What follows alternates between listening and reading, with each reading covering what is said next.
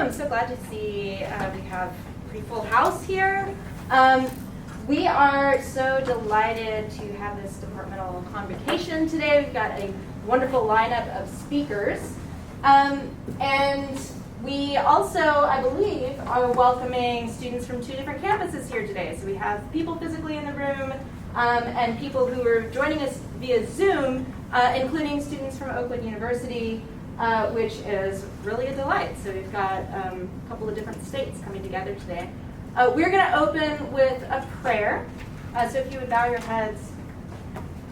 Dear Lord, we just thank you for the accumulated knowledge and wisdom of our speakers today. Thank you so much for giving them a heart for you and for their students and for the written word.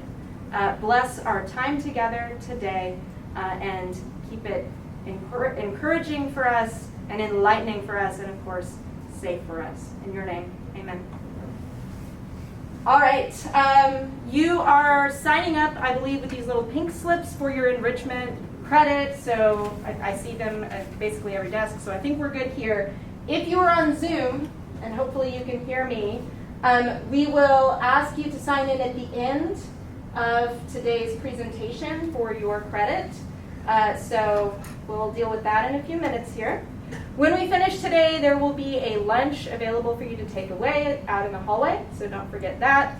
If you are on Zoom, I believe it's available as well if you come to Brock. And then it's on a first-come, first-served basis, so you may want to give it a try.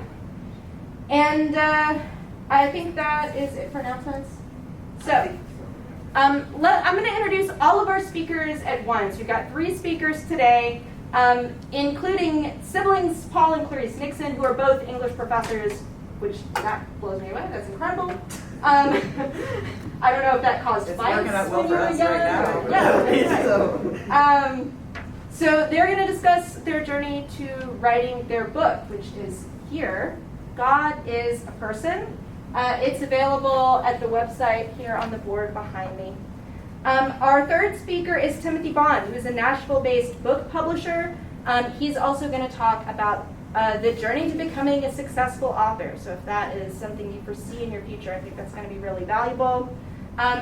His organization's website, True Vine Publishing, is also here on the board as something you might want to check out later today. So without any further ado, let me turn this over to our excellent speakers. I'm actually going to ask Paul to come up.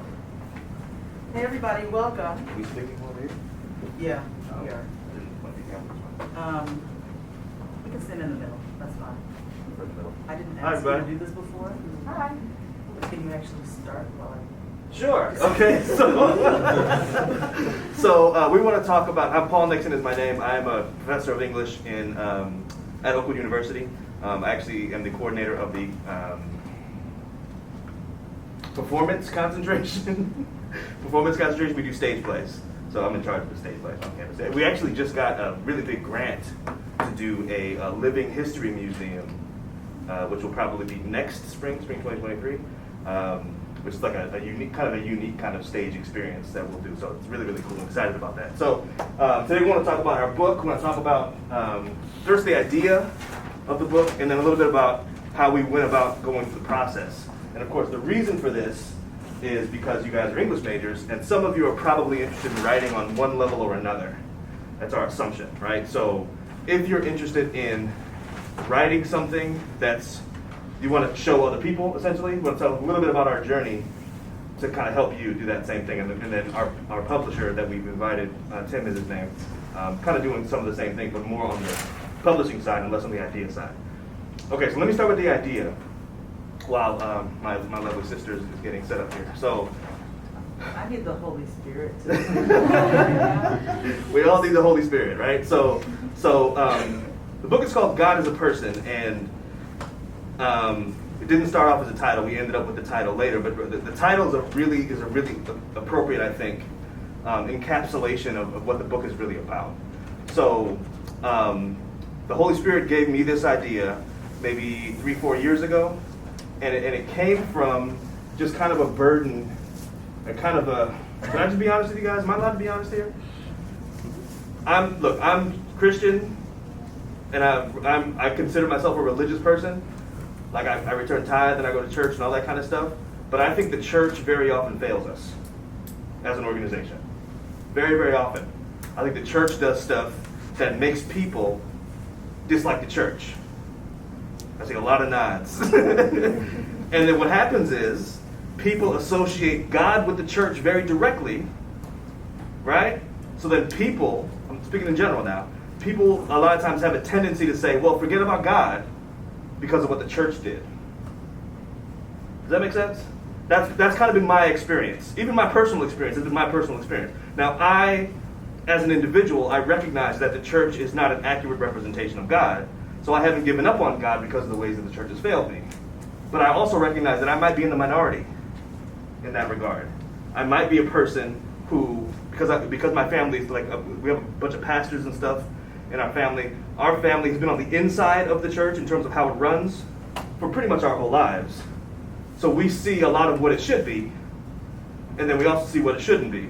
But again, there's a lot of people sitting in the pews that don't see what it should be, and they only see what it shouldn't be, right? So from this perspective came this idea: how do we see who God is without the lens of the church? Because the church is the primary lens through which most people see God, right? So this book is very deliberately an effort to see God based on how he's presented in the Bible, and that's it. Who does the Bible say God is? Right? So that's where the idea came from. So I kind of started writing some stuff.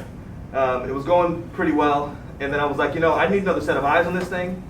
And my sister and I have just done a lot of work together in the past, written some stuff, published some stuff, and we think very similarly, and we write very similarly. In fact, I could open the book right now and point to a page, and I would have no idea who wrote it. Our writing is very, like everything we do is just very seamless in that way. There are parts where, if you get the book, there are parts where, like, I'll tell a personal story. So I'll say, I, Paul, whatever. That's obviously me. There are parts where she does the same thing. I, Clarise, whatever. Besides that, I have no idea who wrote what, right? So that's kind of been our experience. So I invited my sister to join the book project. She was like, yeah, let's do it. And this is like last fall. This is like fall 2021. So she joined the project, and then it really became a book. Before that, it was kind of just a bunch of ideas that we were throwing together. So in terms of how to actually go about developing an idea, so I would want to stress two. I don't want to say all the points that we have written down. I don't want to repeat some stuff like that. But Can we start over? Can we start over? Yeah. Yes. Hi, I'm Paul. No. I think I'm. So in terms of how to do the thing, right? If you have an idea and you want to write it down, you feel like it's worth writing, I would stress two things. What do you write down? I would stress consistency and discipline, kind of the same thing. But I would stress consistency and discipline. So what we did, what Claire and I did, and I know her name is Clarice. I've called her Claire in her entire life. I can't call her anything else. Sorry. Anyway, so what we did is we set a time in the schedule. We live in different cities. We live in different states, right? So we just set a time in the schedule where we're going to meet on Zoom. We're going to meet on Zoom every Friday at 1 o'clock. It's in the schedule. It's on the calendar. And we just treated it like work. Hey, can you do a thing at 1? No, I have an appointment. Hey, we're going to go to this thing. It's at noon. I got to be home by 1. Every week for a year. Because we don't have a lot of free time. We both have jobs. And our jobs are very demanding. I have a wife and a kid. No shade, not the job. The career is very demanding. Are there any education majors or anything? Yeah. So not gonna have a lot of free time. Well, it is what it is. That's not true. You have to make the free time. Is really what you have to do. It's What not level really do you want to built teach? in. Secondary ed. You're not gonna have a lot of free time. I'm telling you. Secondary ed is not the same thing as I've done both. Secondary ed is not the same thing as higher ed. As a professor, I get to play golf from time to time. From time to time. You do way more work than I do. As a professor, I get to play golf. I was a high school teacher and principal. Nah, I played golf for like a decade. Anyway, not a lot of time. So anyway, the point is, we put time in our schedule and we did not let something else interfere with that time. Very, very deliberately. If something from my job came up, I would say I have a previous appointment. I'm telling you, we have to treat it like work. You have to prioritize it. Because if you don't, it's not going to happen. It's not going to just happen on its own. And part of the reason why it doesn't happen on its own is because the rewards of it are not immediate. Right. When we have things in our schedule where if we get it done, we get a reward right now, we usually prioritize those things. But writing a book is just, are we talking about writing a book? Mm-hmm. Okay. Writing a book, writing a book is just you sitting down. I mean, you get like personal satisfaction, but other than that, you're just sitting down and writing on a screen. Nobody else is seeing it unless you share it. Nobody else is publishing it unless you make that happen. Nobody's buying it unless you make that happen. So you have to make things happen on your own. Yeah. So our approach, well, like I said, we set aside specific scheduled time, and then this is another one of the advantages of the way we work together. We kind of think differently. So I'm more of a dreamer, and my sister's very practical. So I'll be like, oh, let's write this book. It'll be like 200 pages. We can do it in a month. And she's like, you're insane. You're a crazy person. This happens it happened this morning. It happened twice. today. It happened today. Yeah. Yeah. It's not. So anyway, so we get together and we get to the middle, right? So I'll be like, here, let's do the thing, and then she comes up with, this is how we do the thing. So what we did was, this is going to be super professory, what I'm about to say. We consulted our critical thinking book. I'm so serious right now. Oh, yes, we did. Let me go grab it. We looked at our critical thinking mini guide, and we said, how do we organize this idea? Here's the idea. We know what the idea is. This thing. How do we get the idea organized? We did a logic of for our book. We completed a logic of for our book. And it gave us so much direction. It gave us so much clarity as to what to do. Once we had the logic of, literally everything else was easy. It gave us direction, it gave us clarity, it gave us other ideas. Yeah. I think it gave us ideas for the book that we wrote, but also for other books that we want to write. Right. So we can't emphasize enough how useful this is. In your life as a person. But again, you have to do it. Yeah. Nobody's sitting around making us do this. You have to make that happen. So she didn't say this, but she kind of implied it. It costs first, and then it pays. Yeah. Right? We had to dedicate time. Like, there's times when, listen, I'm being so serious right now. There's times when I said to my wife, I can't help you with the baby right now. I'm at work. How did that? Sometimes it works out, sometimes it doesn't. Okay. I can't do that right now. I'm at work. And work is sitting with my sister and writing our book. Right. You know what I mean? You gotta prioritize. If it's gonna happen, you gotta prioritize it. I'm not talking about 9 hours a day. I'm talking about an hour and a half once a week. Right. It was like a year. That's just how much time we It had. was a little more it than might have been that. more than a year.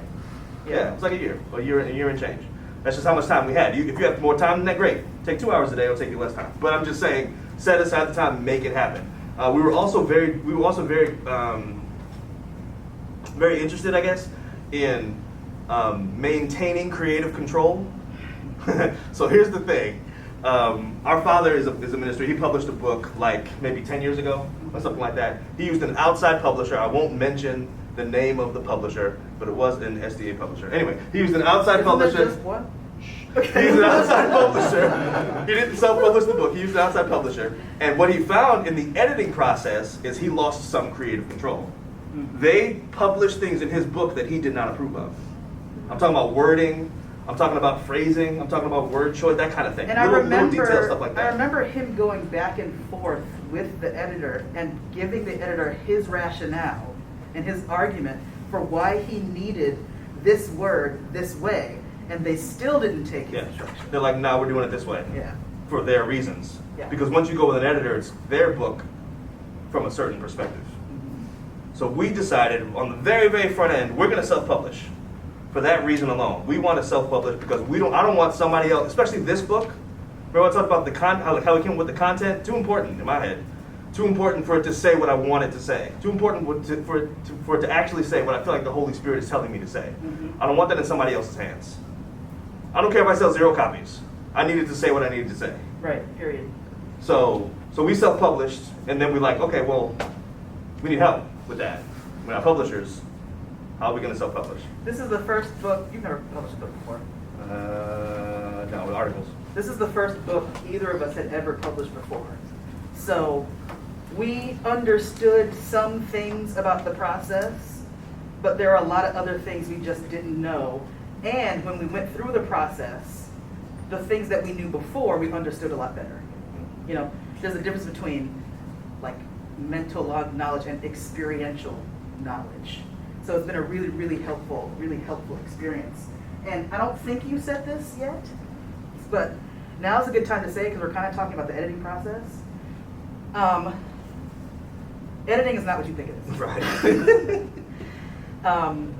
We sent Tim 5 final drafts? Maybe 7. And like every time... Final. I started to feel Final like, draft 2. Right. Final draft, And what does final mean? Final draft 4. Like, what is it? Every time I would email Tim a new draft, I felt like I needed to apologize. So I was like, this guy is going to get sick of us. And in fact, I got sick of editing. And Tim told us at some point, he said every single author he works with at some point gets tired of their book. Like they're sick of it, they're done with it. Editing is consistent, constant, all the time. And no matter how good of a writer you are, and no matter how good something sounds, if you're the author, you know it can always be better. And so until it's published, you're gonna keep changing stuff. Like you have to make yourself stop, or at least I had to make myself stop. We haven't really stopped. I found something this morning. What's today's date? Yeah, you did. January 13th. I found something this morning that we're going to change in the second printing of the book. I'm just saying it's never really finished. And the book is here. done. Yeah. It's right there. It's here. It's right there. It's done. But there's something that's always going to change. So I had a friend of mine contact me recently and asked, because we do editing. So she asked me, can I help her edit her book? And her reasoning was, once I write it, I don't want to see it again. Right. I didn't say this to her. Her book is not going to be good. Right. You can't. There's no such thing as publishing a first draft. Please. Your first draft is trash. It's just ideas. Too. It's like stream of consciousness almost. It's like, no matter how good you are at formatting and wording and being pithy and all that kind of stuff, your first draft is not worth publishing. And it's not worth turning in. It's not worth turning in. Listen, we gave Tim I think 5, 6, 7 final drafts. He didn't even see a final draft until we had edited like 6 or 7 times. So by the time he gets it, this is like 15 final drafts. So, like this is worth. So we decided this is worth seeing, and then we made 15 whole-scale revisions before we finally published it, and we're still not finished. You see what I'm saying? The point is continuous editing. There are 7 chapters in this book, and the final chapter is called The Protagonist Problem. We've rewritten, and I mean rewritten as in, we didn't change like a word here and this. I mean like deleted whole sections and rewrote whole sections at least, and this is over maybe a 2-year period. Yeah. It's got to be 10 times at this point. Changing It's examples. Because New research also, comes out. That's what I'm saying. New The stuff more you realize. read, the more you learn. You see something here, you learn something. Ooh, this will be good. This will fit. We keep changing stuff. So this for me, when I first started writing as a college student, I really resonated with the girl who said, "Once I read it, I don't want to see it again." Right. Because I very much feel that. I don't like going back to look at the stuff that I wrote because I feel like the first thing that I wrote is the most honest thing, but it's not true. I had a hard time editing because I felt like editing myself meant I was cutting myself short is not the right... Changing your mind, maybe? Changing my mind, yes, but I felt like I wasn't being true to myself, is really what it felt like. That's not true, because every day I grow, every day I learn. So what I wrote yesterday actually no longer represents who I am today, because I'm not yesterday's me, I'm today's me. So I had to literally change the way that I think about my own writing. And I'm an editor, by the way. So I teach, but I'm an editor. So as an editor, even I had to figure out how to think differently about the editing process, because I felt like I was doing something wrong by editing my first drafts. Yeah. Now, I've grown and learned and, wisdom, blah, blah, blah. That's not true. But I'm saying that to you now, just in case that's the way you feel about your own writing. Your writing only gets better if you keep changing your writing. I'm sure you've heard this before. The most important part of writing is rewriting. Yeah. Go ahead. So would you say you edited yourself? Yeah. For sure. All the time. All the time. So writing is a skill, right? Writing is a skill. The only way to get better at a skill is to do it. It's not possible to improve upon a skill if you're not practicing the skill. Right. Right? So what you'll find is when you're writing, you're becoming a better writer, so you look at it again and you're better than you were when you wrote it. Right. Does that make sense? So you'll look at it the second time and be like, oh wait, that doesn't even make any sense. I can say that better. Right. And it's going to keep happening because you're going to keep improving your skill. It's just how it goes. Mm-hmm. So cut yourself a little bit of slack. Have a little bit of intellectual empathy with yourself. Mm-hmm. Cut yourself some slack. Yesterday's you was great. Today's you was better. Right. Don't demonize yourself yesterday because today is better. Just improve and move on. Mm-hmm. Right? So really, really important. We're gonna sit down and let Tim talk. Really, really important. Consistency. What was the other thing? Discipline? Discipline. Consistency and discipline. Memory is also really, but consistency and discipline, really, really, really important to your process. Listen, let me say this too. Last thing I'm going to say. Your idea might not be very good in draft 1. By the time you get to draft 15, it might be great. Yeah. So allow the idea to develop too. Allow the idea to develop. And allow your relationship with your writing to change as you change.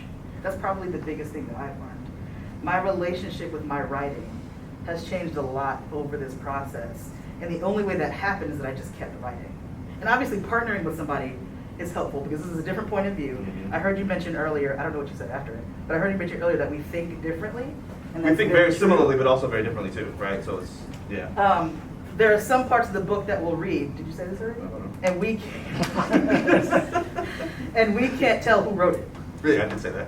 Okay, sorry. So we sound the same on paper, and when we're thinking together, I want to say We jive merge, together, yeah. but you guys Our are ideas merge. Okay, very well.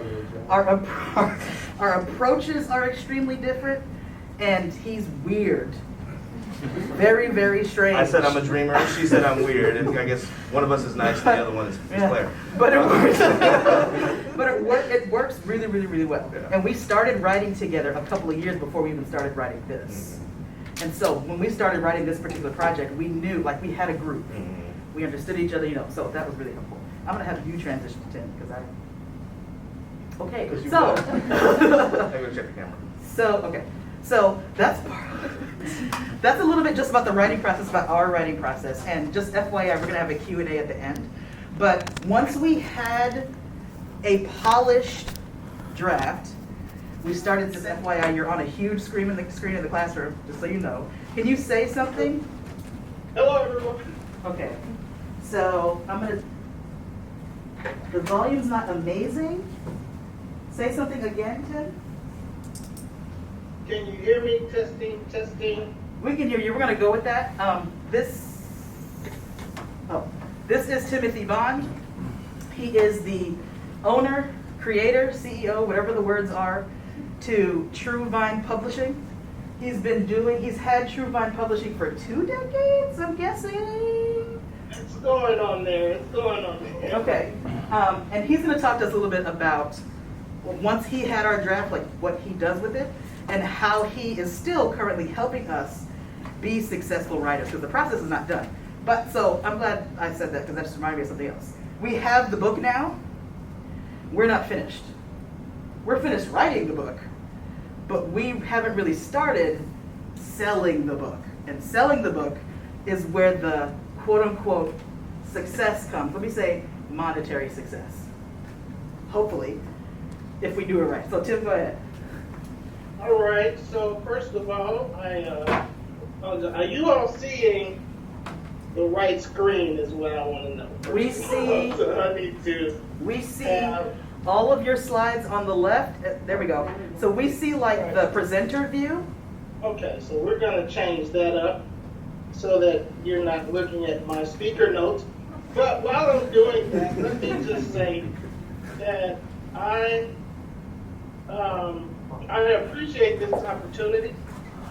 My high school teachers would be so surprised right now because on in high school I was not the valedictorian. I'll say that I was not the greatest student in the world. In fact, on my junior term paper, the only thing I turned in was the notes, the note cards.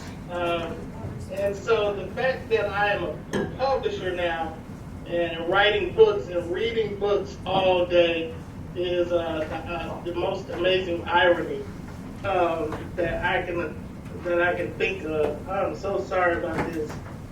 When I set this up before, it was right. Now it's not. Oh, sticker notes. That's what happens, Tim. What do you see now? Sticker notes.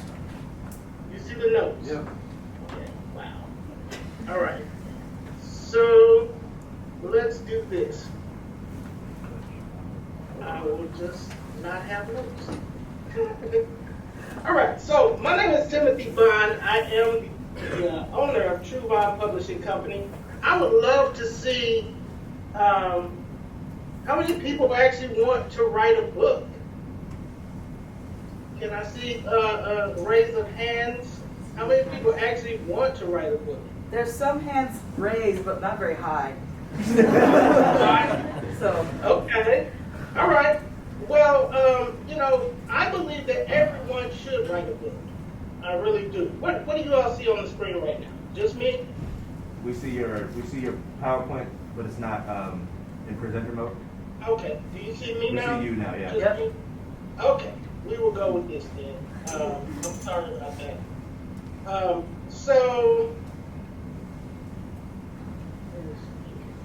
So I do believe everyone should write a book. And the reason I believe everyone should write a book is for three reasons. First of all, I believe that everyone should write a book because you should leave your name on the guest book of life. And what I mean by that is when you go to a wedding or a funeral, what do? You write your name in the guest book and you let them know I was here. And as an author, you leave your name on the guest book of life, letting the world know that I was here, I experienced things in this world, and even though you're not an expert on everything, you are still an expert on your experience. And so by being an expert on your experience, you can help other people with your knowledge, your perspective on how you journey through this world and through this life. And so that leads to the second reason why I believe everyone should write a book, and that's because I believe authors change the world. If you think about the individuals who impacted the world we live in, the Gandhis, the Martin Luther Kings, the Martin Luthers, these are people who were influenced by the books that they read. So who really changed the world in that perspective? It was really the authors who wrote these books that impacted the minds and the hearts of the people who went and executed what they read. And so I believe, as an author, you have the ability to change the world. Now, you may not see the change that you've caused. There's a saying that if you throw a pebble in the ocean, you'll change the shoreline. You may not see exactly whose life you changed, but believe as a piece of the fabric of humanity that you have changed the life of someone. Now, I do want to show you this. The information I'm going to be sharing comes from an ebook that I wrote, and that ebook is called The 5 Practices of Successful and Profitable Authors. Okay? And so we're not going to be talking about everything in this book, but I'm going to be sharing a few points from it. But if you're interested, you can definitely go to this link to get the free ebook, truevibepublishing.org/5practices. And what this does, it really combines 5 commonalities that I've found in my 18 years of publishing books. There are 5 commonalities of all successful authors, okay? And these commonalities don't have as much to do with writing, grammar, and punctuation as much as they do with some of the foundational roots that make a successful author. Just to kind of step here, some of those, I'll just remove my, can you all see that? Yeah. All right. So just to kind of step into it, what I discuss in this book is that successful authors develop a successful author mindset. And that's what we'll be talking about today. And that mindset, in my opinion, includes a mindset of purpose, a mindset of value, and a business mindset. And so I was like, Paul is stepping on my toes when he got to talking about treating your book like a business, but that's a developmental mindset of a successful author is understanding the business side. Successful authors build teams. All right, and so I discuss in this chapter the types of people that you need on your writing team, and the roles that they have. Now, noticeably, successful authors write. So I think it's worth noting that is the third point. But successful authors write, and in this chapter, I give you some writing tips and some strategies to effectively write and efficiently write. The fourth is successful authors speak.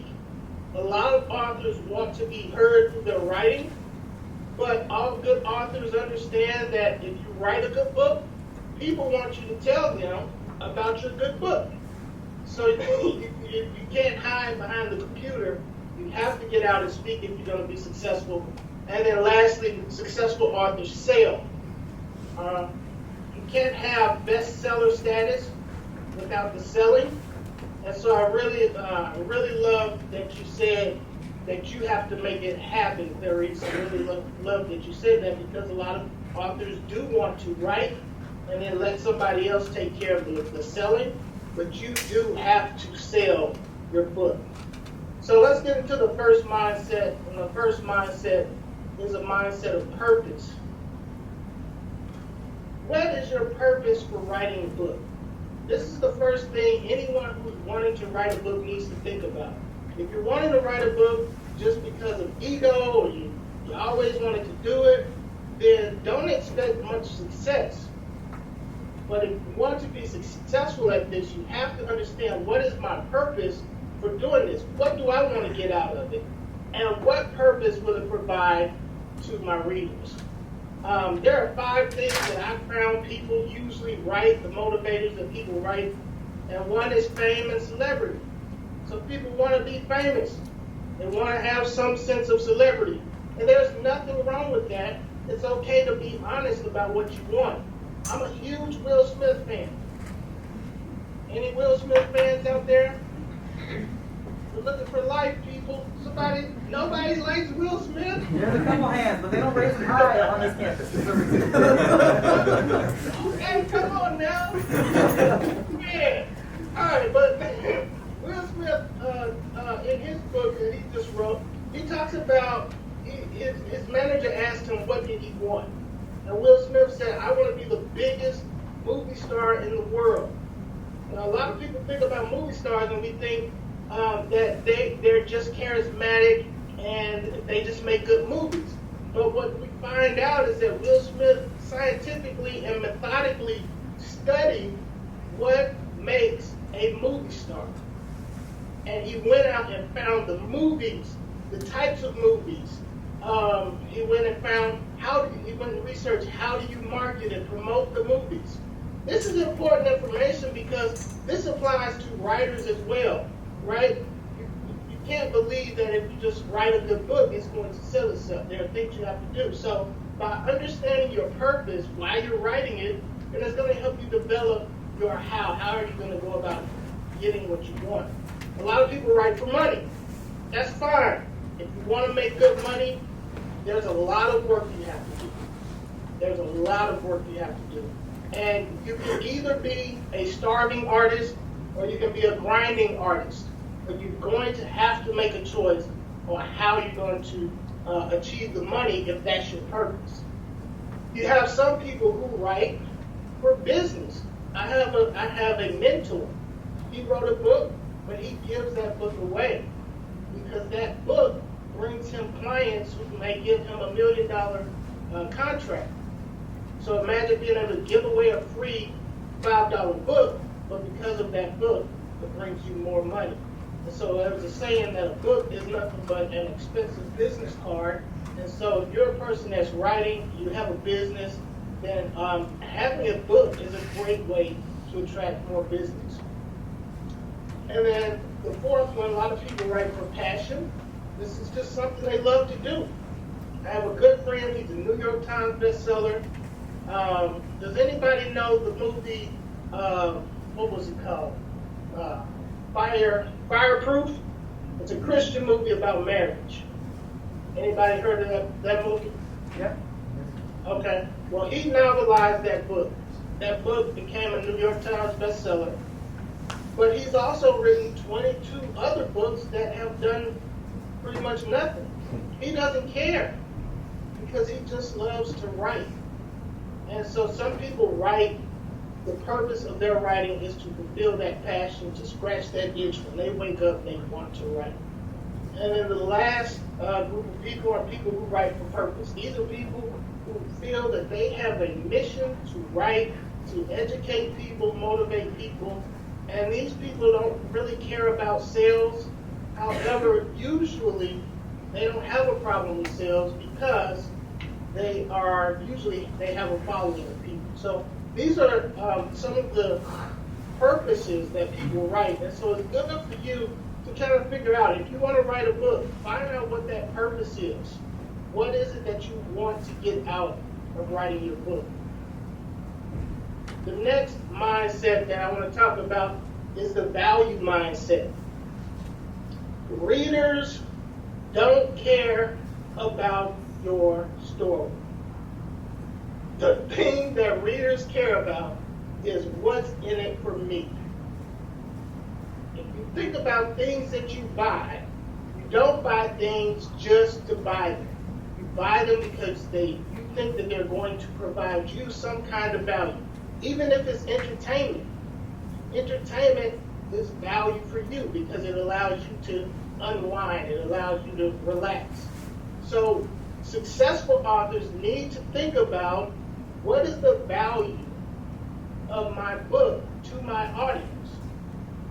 A lot of people, this is where we talk about the vanity publishers, a lot of people, the vanity publishing world is so big because a lot of people are writing for vanity, quote unquote vanity. They just want to tell their story because they think they had a great story. They're not thinking about, what about my story provides value to the reader. But if you do think about writing a book, or you want to write a book, it is imperative that your first thoughts be, what is the value of this product to my reader? Because at that point, your book sells itself. Your book sells itself when you know this is how this product is going to help your life. You give me your money, your life will improve because of this book. Knowing, another point about the value mindset is knowing your value clarifies your marketing approach. I'm sure Clarise and Paul will tell you, even though they wrote a book and it took them a year, I'm sure they can attest to the fact that the work begins now. Now, how do I market this book? How do I sell this book? How do I reach people outside of my immediate circle of influence, right? And so by knowing your value to your client or to your reader, it clarifies and helps you with your marketing approach. Imagine being a dentist or traveling dentist and you go into a town. Are you going to go to people who have broken legs? Are you going to go to people who have the flu? No. You're not going to go to people who don't need your service. You know that you're a dentist, so you're going to go to people who have toothaches. You're going to go to people who need their teeth cleaned. When you understand your value to your reader, you know exactly who to go to. And that really helps you to become a more successful author. And then lastly, we talk about the business mindset. This is, to me, the biggest gap between new authors and success. When you become an author, you become a business. It's not a hobby. The moment you sell a book, Uncle Sam has his hand out and he says, "Where is my cut?" So if you're going to move into becoming an author and you're going to be selling books, then you need to treat it like a business. There are benefits to it. Even if you don't start a company name, as an individual, if you're selling books, you can take advantage of tax benefits. You can write off everything all the investment that you put towards your book. These are things that benefit you, but then there's also the other side, the responsibilities of it. So if you write a book, you need to have that business mindset and treat it like a business. Successful authors take time to research their business. So if you're writing a book, it's very important for you to understand who is your market, who's your competition, what's the best time, the best place, all of the aspects that you would research if you were starting a restaurant or starting a construction company, any kind of business. That information that you would research, you need to put that same information into your research for becoming an author. Successful authors network with industry professionals. I know people who pay thousands of dollars to be a part of business brainstorm groups and mentorships, because they understand that by being around the people who have exceeded and achieved the things that they want to achieve, they are more quickly able to achieve those goals. And so as an author, it's important for you to network with other authors. Network with industry professionals, not just writers, but network with printers, network with publishers, network with editors. Get to know everyone in this realm, because that's going to help you become that much more successful, give you the network and the people and resources to help you become successful. I was able to build my business and help people around the globe publish books because of the network that I've established. I don't know everything about everything, but I know people who know everything. And so you have to build your network if you want to be successful. And lastly, successful authors invest in themselves. When I talk to an author and they are looking for the cheapest deal, and they're looking at the do-it-yourselfers, right? And they're looking to find a way to save a penny, I know that that book is not going to go far. And I'm not trying to castigate or talk bad about these people, but we know in the Word of God that the Bible says what a man reaps, that will he also sow. Now we talk about that in the Bible, we talk about treating how we treat people, but I think that's a universal law, that what you put into something is what you will get out. So if a person is only willing to put $5 into producing a book, or they're looking for a free way to go on Amazon and let Amazon do it, guess what? You put zero into it, you're probably not going to get much out of it. The seed you sow will give you your harvest. And are there ways to do something cheap and get a lot out of it? There are. But most likely, if you're a person that's looking for a cheap way, you don't want to invest in yourself, then also you have that kind of mindset. So that mindset is going to shut you off from bigger opportunities that may require a big investment. So, the takeaway from this that I would love for you all to have gotten is, one, understand why you want to write a book. What is your purpose? What is the purpose of the book for your readers? 2, know the value that you will be offering your readers. And 3, develop the business mindset. and I appreciate the time. And I will open the floor to any questions, if you have any questions for me or discussions that we can have. Thank you, Tim. I'm actually going to say for me or for Paul or for Tim, we'll take those questions now. The reason why we love doing things like this is because, and I'm sure Tim feels the same way, I'm going to speak for him, we love investing in you guys. Like, we're educators because we like students. So I encourage students to talk to us, take our numbers. Actually, we might give you some kind of contact information. I'm saying this. Oh, we have a... We forgot to mention this. So, That's a lot of stuff. So Tim is talking about a business mindset right now. Yeah. As a result of our work together, we actually created a business. We're actually wearing, and it didn't, anyway. We got some merch. So we have a business called CP Nix now that we, Clarise, Paul, Nix, anyway, it's called CP Nix that we started 4 months ago, 5 months ago, recently, because we know that we're never going to stop working together. So we might as well. And also, the Uncle Sam thing. It's a real thing. So I actually own 2 other small businesses in addition to CP Nix. I have 3 small businesses. So and one of them I've been running for almost 4 years. So I have an idea of what it looks like to have to pay taxes on stuff like materials you buy to do your work. And I also want to know what it looks like to not have to pay taxes because what you bought is for your job. Does that make sense? So having the umbrella of a company and then buying, like, for example, a computer that's for the company, that's a legitimate business expense. I don't have to pay taxes on that computer because it's a company computer. I actually have a company car that I use to do company work for my other company, and I don't have to pay taxes on the car. So I mean, the business structure is really valuable, and it's very, very inexpensive to actually form a company, an LLC. Very, very inexpensive. So for us, very much worth it to just create an umbrella under which we can just do our work. So we published a website. That's a business expense.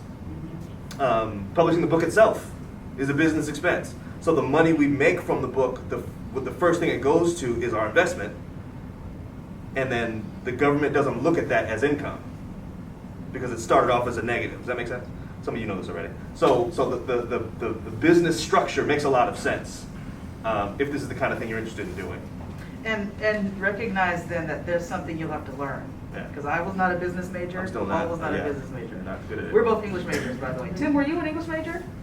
Yes, I was. Tim was an English major. Yeah. Okay. English Unite. And Somebody tell exactly. people that English degrees will get you a career.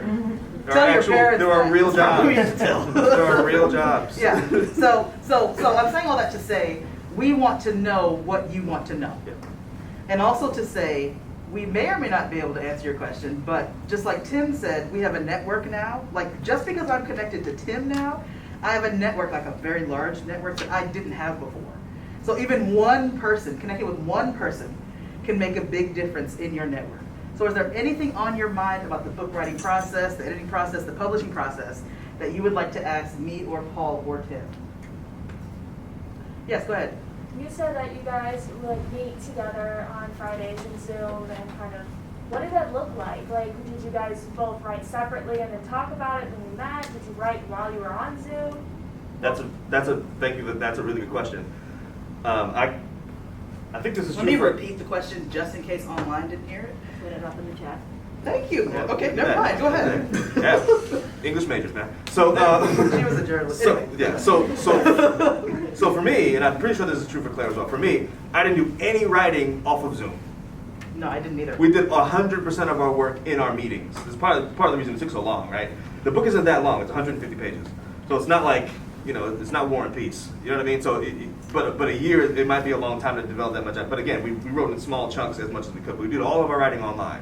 So what we did was, we would kind of approach that particular session with a plan of some sorts. Remember, we have the outline already because we did the logic of. Right? So we did the logic of, and then now we're on this section. This is what we're writing today. So what we would do is, one of us would write a part of the chapter, the other would write a different part of the This chapter. is happening on Google Docs, by the way. Google Docs. Yeah. Shared Where's- document. where's- Yeah. So on Zoom, shared document. So one of us is on one part, one of us is on another part. When we finish the part, we just look at the other person's part and just make changes, make edits. And then we look at it, so when we're both done with both things, then we look at the whole thing together. Okay, let's read this section. One of us will read it out loud, Yeah. The other one's following along. While we're going, we're just making changes. And by the time we're done, it was really very efficient for us, partially because we grew up together, we know how each other thinks and that kind of thing. And there's very little sensitivity between us, right? So I can just say to Claire, that's not a very good sentence. And she's not going to be like, oh, That I is didn't not like the way he would say it. And it's fine. It never hurts my feelings. But he's being appropriate for the room. The point I'm making is the message is not received in ill will. Right. Right? Partially because we're siblings, we know each other very well, right? We actually like each other. So that's part of it. So you might not have the same experience depending on who you're working with, but I'm just saying it was very easy for us to collaborate just because there's no sensitivity. Mm-hmm. So yeah. Does that answer your question? Awesome. Any other questions? Good question. I think that's Cheyenne. Go ahead. As beginning authors, how did you go about researching the more business side of writing? This is a good question. Yeah. Did we? I asked him a lot of questions. We plugged into our network. Yeah. So, I have a friend. Her name is Dr. Gordon. She's come to speak to some majors a couple of times, so you may or may not know who I'm talking to. But I have a friend who's actually written a book before, so she had been through this process. And so when we were writing our book, I actually reached out to her because we didn't have a publisher. We were looking, and I asked her. She actually referred us to Tim. So I got to Tim through one of my friends. And so I asked Dr. Gordon questions all the time because actually the book that she wrote is about how to be a successful entrepreneur while you're working a full-time job. And that's essentially what writing a book for us has been. Our full-time job is being professors, but our entrepreneurial ventures is that. So I've gotten a lot of resources from her. She has books, she has people, she has websites, she knows all the things. So I kind of feel like I won the lottery because I had to do very little. All I had to do, I talk to Kasha every day, so all I had to do was say, hey, ask her a question, she'd just tell me. So that was simple. So that's kind of where our learning came from. Our learning came from the people that did the learning and they shared the learning. Yeah. That network really, really important. Yeah. Yeah. And then also, by the time we got to our company, like I said, I have a few other entrepreneurial ventures, so I've been doing this a little while. So I know about establishing a company and doing the taxes and all. Like I know that stuff from experience. Some Thank of that God, stuff, because I didn't want to learn. yeah. Some of that stuff, but the same idea. When I was starting out, I was actually my father-in-law is a tax accountant. So I'm just, hey, Pops, how you doing? I'm about to do this thing. What do you think? He'd be like, no, don't do that. Do this. Cool. Have a good day. So plug into the network. Mhm. Yeah. Any other questions? For me or for Paul or for Tim? There was a chat one, but you said you kind of answered it, so just if you Oh. could have a glance there. How did Clarise and Paul find True Vine? That's the Kasha. Mhm. And decide how long term is this commitment of working together? Forever. So here's a huge blessing. I think from the first time we had a meeting with Tim, and I've actually never met Tim face to face. Paul met him for the first time last night. Those just got printed last night, by the way. yeah. We just picked them up last night. They're actually still warm. They're still warm. yeah. So all of our meetings have been virtual. But all three of us could tell from the first time we met together that we had to do other things together. So there are other business ventures that the three of us are now working on. So our contract for the book with Tim has a cutoff date, but our relationship with Tim doesn't have a cutoff date. And we're going to do more things together in the future. Can I speak to that? Yes. I think it's very important, whether it's the business side or the author, that you work with people who share the same values as you. And so I'm more of a relational person. In fact, my core values are personal relationship, quality, integrity, and simplicity. So having that personal relationship is something that's very important to me as a business person. And I think as an author, you need to research and find a company that fits your values, right? You don't have to settle for the first person who says, oh, your book is great, I want to publish it. Guess what? They tell that to everybody.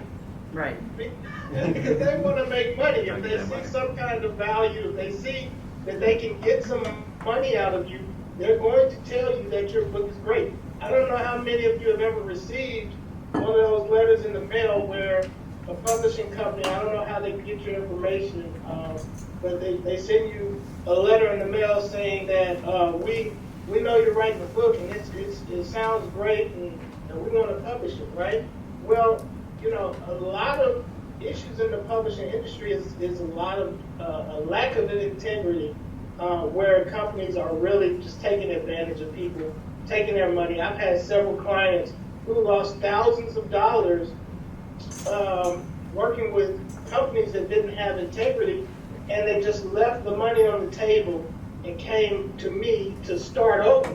And so I think it's very important that you find a publisher, an editor, whatever, everyone you're working with, find someone that shares your core values, someone that when you talk to them, you feel comfortable knowing that we're on the same wavelength. All right, I think we're about out of time. I want to say this before we go. So we have actual physical copies of the book in Claire's office right now. So if you're interested in purchasing a copy, you can actually get a copy in your hand before you leave. cpnix.com. Check us out. We'll, if you buy the book online, we'll get the email immediately. We'll hand you a book here in the next 3 minutes. Or later. She works here. So yeah. Also, if you want to reach me or Paul, our contact information is here. Tim, could you tell us what your email is? Instead of that .org on the website, just put @gmail.com. There you go. That's the email. Beautiful. No, don't erase that. That's the website. I know. But yeah, The outside. Publishing @gmail.com. So thank you so much. I'm going to have Yeah. Professor come back on. Okay, thank you so much to all of our speakers.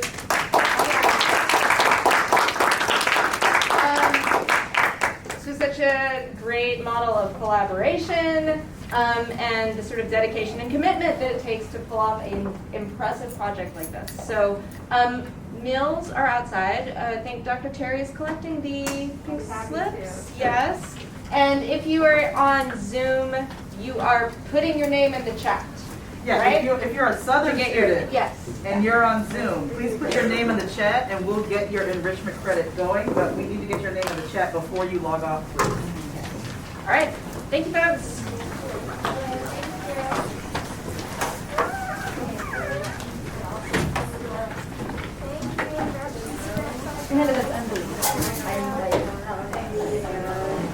There's zero way that either of my children, even at this point, would have been without running laps around everyone and like coming up to people and being like, oh, yeah,